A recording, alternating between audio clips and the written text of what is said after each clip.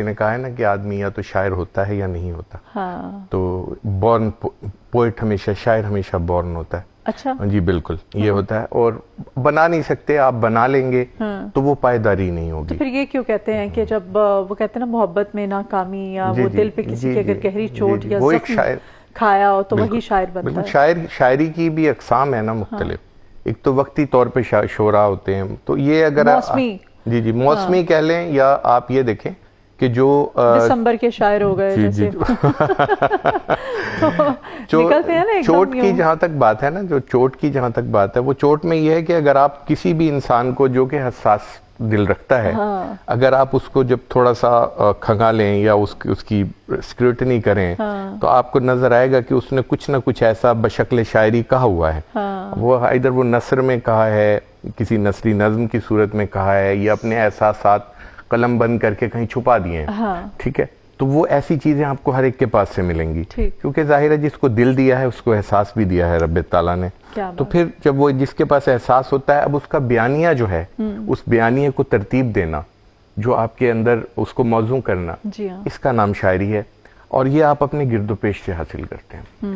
اور گرد و پیش میں جب آپ دیکھتے ہیں تو ایک ہوتی ہے قادر الکلامی، وہ بہت کم لوگوں کو نصیب ہوتی ہے. جب آپ گرد و پیش دیکھ رہے ہیں، اپنے سماجی حالات، اپنے مطلب لوگوں کے پین کو فیل کرنا، رویے، لوگوں کے رویے، اور اس کو پھر آپ نے خود اپنے لفظوں میں لکھنا. ہاں بالکل. تو پھر آپ اس کو اپنے بیانیے میں لے کے آتے ہیں. صحیح. یہی کام چل رہا ہے شروع سے لے کے شاعری کی جب سے ابتدا ہوئی ہے.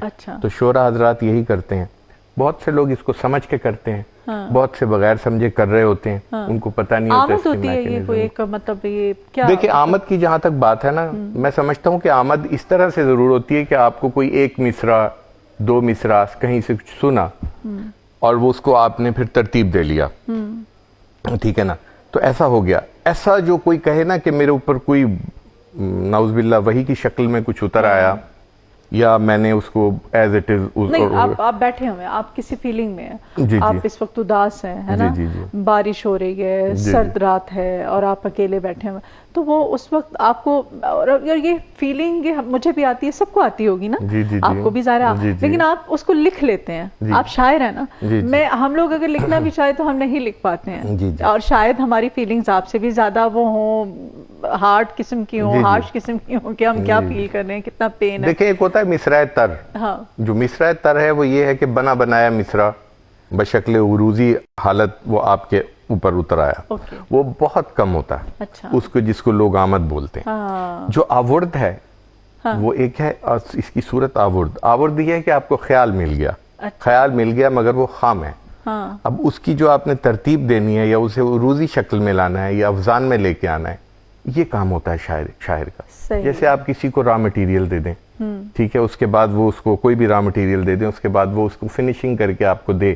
یہ مطلب کپڑا دے آئیں آپ کسی کو، اور وہ پھر اس کا ایک اچھا سا خوبصورت سا ایک ڈریس بنا کے یا آؤٹ فٹ بنا کے آپ کو وہ دے، تو یہ اس کا کمال ہوگا اس ٹیلر کا. تو ٹیلر کا آپ کو یاد ہے احتشام صاحب زندگی کا پہلا شعر آپ نے کیا لکھا تھا؟ جی وہ بالکل ذہن میں ہے کہ کسی پردہ نشین کے گھر سے باہر جب قدم نکلیں تو دیوانوں پہ لازم ہے، دیوانوں پہ لازم گھر سے باہر کم سے کم نکلیں. تو یہ کہہ کے میں خود بھی حیران ہو گیا تھا. ہاں، تو یہ جب میں نے کہا تو میں نے کہا یار اس کو غزل کرنا چاہیے، تو تھوڑا بہت اس کو غزل کیا. وہ اب ذہن میں نہیں ہے، لیکن یہ مجھے اچھی طرح یاد ہے. یہ میں نے کہا تھا، اور کہاں سے یہ وہ ہوا تو مجھے یہ میری اب یادداشت میں نہیں تو، لیکن ہاں بہرحال ایسے ہوا. اور یہ کس ایج میں لکھا آپ نے؟ یہ ہوگا میں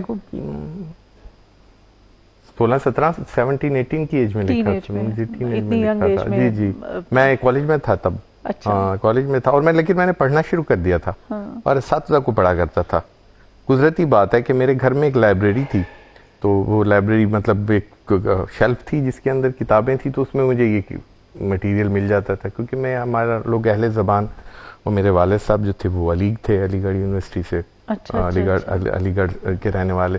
تو وہاں سے پھر وہ اردو جو تھی، مائگریٹ ہو کے آئے تھے؟ جی ہم مائگریٹ ہو گئے. اچھا اسی لیے پھر وہ ادب سے وہ جو لگاؤ ہے، جی وہ لگاؤ ہے ظاہر ہے. تو ہم اپنے بزرگوں سے سنا کرتے تھے ذکر مختلف شعری، مطلب حسرت موہانی کا، یا جو دوسرے. تو آپ کے بچے بھی اب ہیں, ان کو کوئی لگاؤ یا نہیں وہ میرے یہ کہ جو خوش قسمتی یا بدقسمتی کہہ لیں اس کو کہ وہ اس طرف راغب نہیں ہے, وہ اپنی ایجوکیشن کی طرف زیادہ ہیں.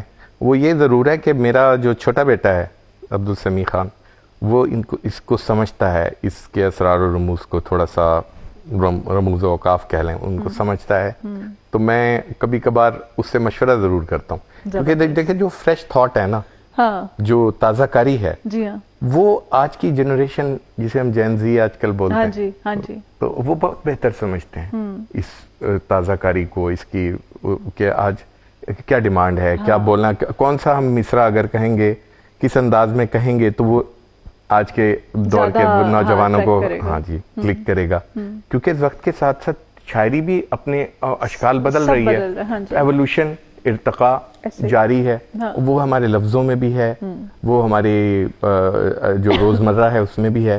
تو ہمارے اگر ہم دیکھ لیں تو آج سب کچھ بدلا. اچھا, شاعری لکھنا جتنا زیادہ ضروری ہے, اس کو وہ جو شاعر ہے اس کو اپنا شعر اتنا زیادہ اچھے طریقے سے کہنا بھی اس کے لیے اتنا ہی ضروری ہے. جی بالکل بالکل. دیکھیں کہنا اس لیے ضروری ہے, اس کو شعر میں ایک چیز ہوتی ہے ابلاغ, ٹھیک ہے نا.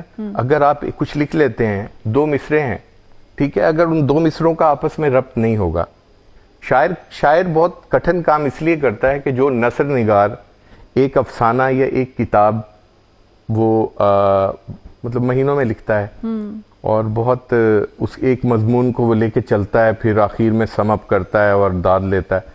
شاعر نے وہ 2 لائنوں میں کہنا ہے, 2 مصروں میں کہنا ہے, 2 تو اس کا ابلاغ جو ہے وہ بڑا اہم ہوتا ہے. ایک پورے مضمون کو 2 مصروں میں قلم بند کرنا یہ ایک بہت ہی ٹیکنیکل کام ہے, بہت عرق ریزی والا کام ہے, ذمہ داری کا کام ہے. ذمہ داری کا کام ہے. اور آپ نے اب لکھ دیا جو وہ تو اب لکھا جا چکا ہے, وہ پبلش بھی ہو گیا ہے نا, اور آپ کے بعد بھی اس کو پڑھا جائے گا, اس کو یاد رکھا جائے گا, تو بڑی ذمہ داری کا کام. اور حرف کی توقیر, جو سب سے بڑی بات ہے کہ اگر آپ اپنے الفاظ کی اور اس کے امانت دار نہیں ہیں